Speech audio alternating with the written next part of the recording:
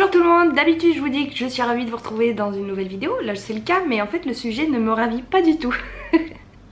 En tout cas j'espère que vous allez bien par ces temps de canicule, vraiment nous c'est difficilement supportable, on est à Grenoble, j'ai trop chaud. Aujourd'hui j'avais envie de vous raconter un petit peu l'épisode qui s'est passé il y a 2 semaines quand ma fille est tombée malade. Donc vendredi matin quand je vais chercher ma fille au réveil, je la prends avec moi et je sens immédiatement qu'elle est chaude brûlante. Déjà là je me dis que c'est mal parti pour la journée. J'avais prévu de l'emmener chez mes parents, chose que j'ai faite, donc je la prépare et tout, mais je me dis que je vais quand même prendre sa température. Et là ma fille qui d'habitude c'est un ange, elle est tout le temps en train de sourire, mais c'est le bébé parfait, elle chouine un petit peu, c'est normal comme tous les bébés, mais voilà, c'est très rare qu'elle pleure ou qu'elle crise. Et là elle voulait pas qu'on la touche du tout, mais je me suis dit il faut quand même que je prenne sa température. Et pour moi la meilleure des options c'est le thermomètre dans le cucu. Donc je vais prendre le thermomètre, je commence à lui mettre dans les fesses et là madame elle ne veut pas du tout se laisser faire. Elle hurle dans tous les sens, elle se tord dans tous les sens, tout ça pour pas que je lui mette le thermomètre dans les fesses.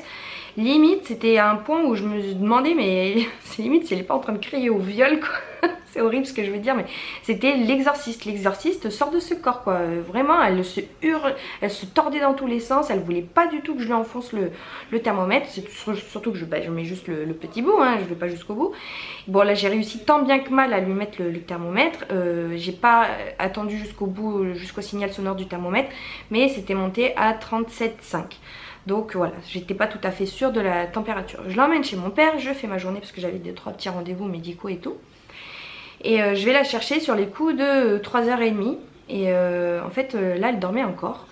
Et mon père il me dit mais elle a fait que dormir toute la journée, c'est-à-dire qu'ils l'ont couchée à 11h et quand je suis arrivée là-bas à 3h30 elle dormait encore, donc elle avait pas mangé et elle avait fait que dormir. Au moment où j'arrive elle commençait à se réveiller et tout, donc je vais la prendre, elle était toujours aussi chaude, toujours aussi patraque. Dès qu'on la taquinait un petit peu elle était sur la défensive, sur les nerfs. Vous voyez quand vous êtes malade vous êtes pas bien, vous avez pas envie qu'on vous taquine, donc voilà, le lendemain on devait partir dans le sud pour l'anniversaire de mon grand-père. Et on devait partir 2 jours. Donc je me suis dit bah le médecin c'est aujourd'hui ou jamais, je vais pas la laisser traîner ça pendant 2-3 jours. Donc j'ai décidé de prendre un rendez-vous en urgence chez mon pédiatre. Donc je la prends ma fille, je la ramène. Et sur le trajet du retour j'appelle le pédiatre. Et en fait mon pédiatre, le pédiatre qui suit ma fille était en vacances, donc c'était un pédiatre remplaçant. Donc j'explique un petit peu les symptômes, je dis que voilà elle a un peu de fièvre, que elle veut pas du tout que je lui touche les parties intimes, la zone, comme si vous saviez elle faisait une espèce d'infection urinaire. Elle me donne un rendez-vous à 17h45, donc j'y vais là-bas. Entre temps j'ai repris sa température, elle était montée à 38,5. Donc là je commence vraiment à m'inquiéter, je me dis heureusement j'ai pris le rendez-vous chez le pédiatre. J'y vais, je me pointe à 17h45, elle me prend à 18h35. Déjà 45 minutes d'attente, plus de 45 minutes d'attente. Avec ma fille qui était pas bien dans la poussette et tout. John m'accompagnait, mais vous avez le droit qu'à un seul accompagnant maintenant dans les salles d'attente. Donc il attendait dehors dans la voiture, le pauvre. La dame me prend, c'est une toute jeunette et en fait elle discute avec un autre pédiatre. Et de ce que je comprends, en fait elle est débutante. Voilà, elle vient d'avoir ses diplômes ou je sais pas quoi, elle est toute débutante. Moi ça me dérange absolument pas. Donc je rentre dans la salle, je lui explique voilà elle a 38,5 de fièvre, elle veut pas du tout que je lui touche là, elle est pas bien, je reconnais pas ma fille, elle fait que criser dès qu'on la touche, elle veut pas du tout se laisser faire et tout. Je la reconnais pas. Donc elle commence à examiner ma fille et là elle se met à hurler, mais hurler. Quand je vous dis l'exorciste sort de ce corps, c'est que c'était vraiment, je reconnaissais pas du tout ma fille, mais un autre bébé que j'avais devant moi. Ma fille elle a eu 2 ans là le 16 août. Et donc elle commence à lui examiner les oreilles, elle se débattait tellement dans tous les sens, Swan, qu'en fait ils l'ont un peu fait saigner la peau à l'intérieur de l'oreille, mais rien de très grave et je leur en tiens pas du tout rigueur parce que c'est vrai que voilà, comment elle se débattait, c'était juste impossible pour elle qu'elle arrive à regarder son oreille sans conséquence. Du coup ce qu'elle fait c'est qu'elle appelle l'autre pédiatre avec qui elle avait discuté avant que je rentre dans la salle. Et elles se mettent à 2 sur ma fille, plus moi qui ai essayé de détourner l'attention de ma fille. Elles se mettent à 2 sur elle pour la maintenir et pour regarder son oreille. Ils constatent pas d'otite, rien. Ils regardent la bouche pareil, un calvaire sans nom pour essayer de lui faire ouvrir la bouche et qu'elle regarde à l'intérieur. Elles ont rien vu. Elles palpent un petit peu et en fait bon elles font leur examen et moi je commence à pleurer parce que je vois ma fille vraiment pas bien du tout. Prennent la température, presque 39 de fièvre, on se dit là ça commence vraiment à être important. Et puis je constate qu'elle était un petit peu ballonnée aussi, elle avait pas fait caca, elle avait pas mangé de la journée, donc voilà. Et de là ils me font part alors de leur conclusion. Alors ils me disent comme elle a de la fièvre mais qu'il n'y a pas d'autres symptômes apparents, que ça peut être un virus, mais nous on peut pas le tester pour voir si c'est vraiment un virus, comme il n'y a pas de symptômes apparents, il y a juste la fièvre. Il faudrait que faudrait vous surveiller pendant 2-3 jours, voir si la fièvre elle redescend. Si c'est un petit virus, ça va partir tout seul. Sinon, si vous pouvez vous rendre à l'hôpital, ils feront une prise de sang et ils détecteront ce que c'est.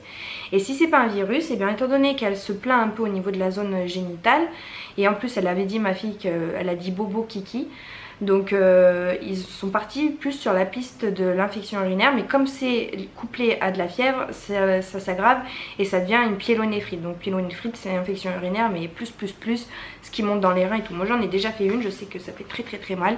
Donc voilà, je commence à m'inquiéter. Donc en gros, elle me dit c'est soit un virus, il faut attendre que ça passe, soit c'est plus grave et c'est une pyélonéphrite et dans ces cas-là c'est hospitalisation. Et moi, jeune maman que je suis, mon premier bébé, tout affolée, je suis toute paniquée, je suis toute pas bien. Le lendemain je suis censée partir dans le sud. Je commence à envisager d'annuler ce trajet là, de rester auprès de ma fille, parce que je me dis si elle se fait hospitaliser, ça va pas. Donc en fait c'est soit on attendait 2-3 jours, au risque que ce soit une pyélonéphrite, soit on allait à l'hôpital et éliminer la suspicion de pyélonéphrite ou d'un virus. Donc on réfléchit avec mon conjoint et puis on décide quand même de prendre la décision d'aller à l'hôpital. J'avais pas encore fait mes valises, j'avais rien fait de la journée de ce que j'avais prévu de faire, mais bon, la santé de ma fille est passée avant tout. Donc on rentre manger un bout parce qu'on sait qu'à chaque fois qu'on va à l'hôpital on en a pour des heures et des heures. Donc on rentre manger un bout vite fait, puis on l'emmène sur les coups de 20 h à l'hôpital Couple Enfant de Grenoble, c'est le CHU Couple Enfant. On arrive à l'accueil et tout, ils nous disent que je peux être la seule accompagnante, ou en tout cas un des deux quoi. Donc John il est reparti dans la voiture, moi je rentre dans la première salle d'auscultation où en fait elle fait l'examen pareil, soit elle se met à hurler, à se tordre dans tous les sens, elle en pouvait plus, elle voulait pas du tout qu'on l'approche. Et comme le pédiatre avait écrit un mot dans le carnet, suspicion pyélonéphrite, elle décide de lui mettre une poche de pipi. Sauf que c'est une fille, donc c'est beaucoup plus compliqué pour une fille de récolter du pipi que pour un garçon. Donc ils lui ont mis une espèce de poche qu'ils lui ont collée sur le pubis et dans la couche pour essayer de récolter quelques petites gouttes de pipi. Et elle me dit, voilà, essayez de la faire boire pour qu'elle fasse pipi et vérifiez de temps en temps que la poche soit remplie, et comme ça vous pourrez l'enlever et la donner en analyse au laboratoire. En tout cas c'est ce que j'ai compris. Donc elle me dirige vers une autre salle d'attente, j'attends, au bout de 5 minutes même pas, il y a 2 personnes qui viennent me voir, donc c'est une externe et une interne, super gentilles, super adorables, mais vraiment ça se voyait qu'elles étaient dans le début du métier, parce que vraiment très dans l'empathie, dans la compassion, dans le respect de la maman et de l'enfant et du patient et tout. Donc voilà, elle me pose quelques questions et elle voyait qu'elle se laissait pas faire, Swan, donc elle m'a dit plutôt que d'aller plus en profondeur dans l'examen, je vais appeler directement l'infirmière, comme ça on fait d'une pierre deux coups et ça évite qu'on l'examine 40 millions de fois alors que ça se voyait qu'elle avait pas envie d'être examinée, Swan. Je dis très bien, ça me convient très bien. Elles vont chercher l'infirmière, moi en attendant je regarde la poche à pipi et tout, je vois qu'il y a pas grand chose, donc je laisse la poche à pipi dans la couche. De là l'infirmière arrive et c'est là que ça commence un petit peu à m'énerver. Donc elle commence à l'ausculter et tout et elle commence à sortir son appareil pour regarder les oreilles. Et moi innocemment je dis mais la pédiatre elle a déjà regardé dans l'oreille, voilà, il n'y a pas d'otite. Elle me dit oui je sais mais je fais mon travail en fait. Ok, je te disais juste ça en fait parce que j'avais pas envie que tu refasses saigner l'oreille de ma fille, même si c'est pas grave en soi parce que c'est comme une petite éraflure, vous voyez. Mais voilà, si ça pouvait éviter que ça recommence, ce petit manège là, je disais ça simplement dans ce sens là pour prévenir que voilà, si on pouvait éviter de regarder dans les oreilles de ma fille, ça serait bien étant donné qu'elle a pas envie de se laisser faire. Après c'est ton travail, je le conçois très bien et heureusement qu'elle l'a vérifié. Avec le recul je me dis que heureusement qu'elle l'a vérifié parce que je vais vous expliquer pourquoi. Et effectivement c'est son travail, mais tu as des manières de le dire. Tu as une maman en face de toi qui est angoissée. Tu es dans la médicale, d'accord, tu es dans la santé, mais tu as un métier aussi qui implique 50% de relationnel, j'imagine. T'as des parents qui sont en face de toi paniqués parce que leurs enfants ils sont pas bien, tu peux pas les rembarrer comme ça en fait, je trouve. Donc de là je lui dis non mais je vous dis ça juste parce que la pédiatre déjà elle lui a fait saigner l'oreille, donc voilà c'est tout. Et elle continue son examen et tout. Et elle ouvre la bouche, elle dit ah t'as une angine, il y a des beaux points blancs au fond de la gorge. Et c'est là que je vous dis qu'heureusement elle a vérifié les oreilles, parce que si ça se trouve effectivement il y avait une otite. Mais bon, après c'était juste la manière de parler qui m'avait énervée. Elle continue son examen, Swan toujours elle veut pas se laisser faire, elle hurle, elle hurle. Et au bout d'un moment l'infirmière elle dit quoi? Mais elle était un peu plus froide, vous voyez, elle était pas super agréable. Elle lui dit quoi? Ça c'est des caprices Swan, hein, faut arrêter, hein, ça c'est pas très bien, c'est des caprices, hein. Je l'ai regardée, mais je vous jure j'ai pris sur moi pour rien lui dire, parce que franchement j'avais envie de dire mais en fait tu la connais pas ma fille, tu sais pas comment elle est. Ma fille elle est malade, elle a presque 39 de fièvre, normal qu'elle soit pas bien, normal que, ok bon, même moi j'étais choquée de son comportement, d'accord, mais c'était pas un caprice. Un caprice c'est vraiment quand l'enfant il rouspète, il râle parce qu'il n'obtient pas ce qu'il veut. Là c'est que vraiment elle avait pas envie, elle était pas bien, elle avait pas envie qu'on la touche, elle avait peur d'avoir mal. C'est pas des caprices. Comment toi en tant qu'infirmière tu peux dire qu'un bébé de 2 ans à peine peut faire des caprices alors qu'elle est malade? J'arrive pas à le comprendre, et surtout qu'elle juge sans connaître mon enfant. Mon enfant est pas du tout capricieux, ça je le sais, je suis la mère quand même, je la connais ma fille. Tu peux pas dire d'un enfant qui est malade qu'il est capricieux, non, il est juste pas bien en fait. Ça m'a saoulée, ça m'a saoulée. Donc après l'examen, elles partent pour je sais pas quelle raison. Elles nous laissent toutes les deux. Swan ça commence à aller un petit peu mieux. En tout cas elle somnolait quoi. Et je continue à regarder dans sa couche si la poche à pipi se remplit. Et là je vois que la poche elle se remplit un petit peu. Mais surtout que ça coule surtout beaucoup dans la couche en fait. Donc tout le pipi qu'elle peut faire, et ben c'est perdu.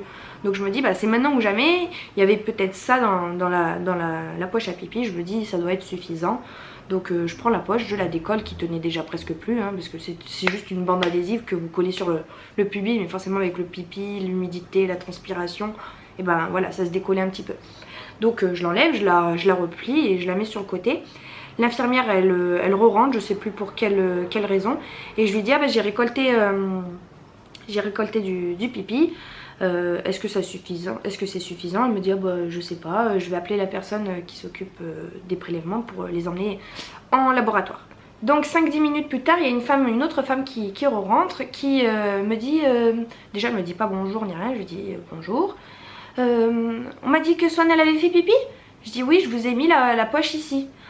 Non mais là il fallait pas du tout faire ça, hein. Là vous avez tout contaminé, hein. J'ai dit mais à l'accueil c'est ce qu'on m'a dit de faire, c'est la dame à l'accueil qui m'a dit de regarder si la couche elle se remplissait un petit peu et ensuite je devais l'enlever. Et là elle me répond non il fallait appeler quelqu'un pour que vous enleviez la poche, mais c'était certainement pas à vous de le faire parce que là vous avez tout contaminé, hein. Là ça va pas du tout, hein.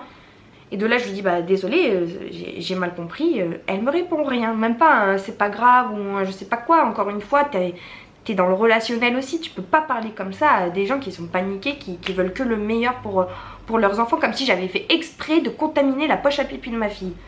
Et du coup je pensais qu'elle allait me remettre une autre poche à pipi puisque j'avais tout contaminé, vous voyez. Elle fait quoi? Elle prend sa seringue, elle la plante dans la poche à pipi, elle récolte le pipi, elle se barre. Donc en fait pas bonjour pas bonsoir, tu m'engueules parce que j'ai contaminé le pipi. Et de trop finalement tu le prends. En fait si le pipi il était si contaminé que ça, bah tu remettais une poche. Mais là il avait pas l'air d'être si contaminé que ça puisque tu l'as pris. Donc c'était bien la peine de me faire remarquer que je l'avais contaminé ton putain de pipi. Je suis saoulée là, mais parce que ça m'a saoulée en fait la manière dont elle m'a parlé. Je me suis dit mais je suis où là, putain je suis censée être dans un hôpital quoi. Et les gens ils te parlent comme un poisson pourri, comme si t'avais fait exprès de mal faire les choses.